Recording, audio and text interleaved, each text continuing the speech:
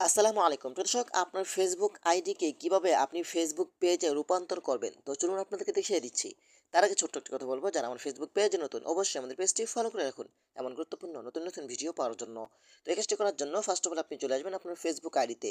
তারপর এখান থেকে আপনি আপনার প্রোফাইলের উপরে ক্লিক করবেন।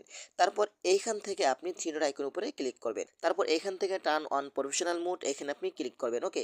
তারপর এখান থেকে টার্ন অন এখান থেকে আপনি এখানে ক্লিক করে দিবেন। বাস এখন কিন্তু আপনার ফেসবুক আইডি ফেসবুক পেজে রূপান্তর হয়ে গেছে। ঠিক আছে? এখন যদি আমি একটু ব্যাগে এসে আপনাদেরকে দেখাই, এখান থেকে আপনি এখান থেকে আপনি পাবলিশড সাজেস্ট এখানে ক্লিক করবেন। তারপর এখান থেকে আপনি আবারও নেক্সটে ক্লিক করে দিবেন।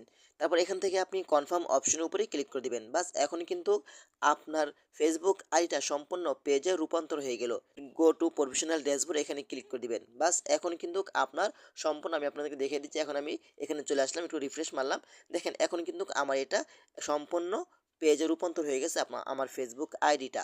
তো এভাবেই চাইলে কিন্তু আপনারা খুব সহজেই আপনার ফেসবুক আইডিকে ফেসবুক পেজে রূপান্তর করতে পারবেন খুব সহজেই। তো আশা করি আজকের ভিডিওটা এ পর্যন্তই। ধন্যবাদ সবাইকে। আসসালামু আলাইকুম।